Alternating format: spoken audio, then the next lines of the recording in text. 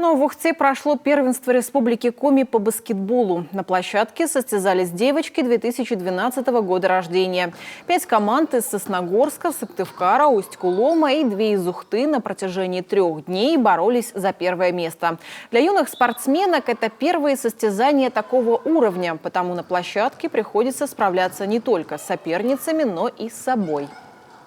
Они участвуют первый раз в таких соревнованиях, естественно, у них еще нет опыта, да, и они набираются этот опыт.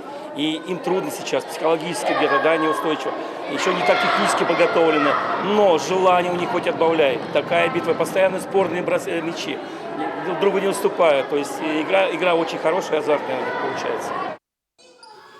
Лучше всех на площадке показали себя сыктывкарки. У них первое место на первенстве.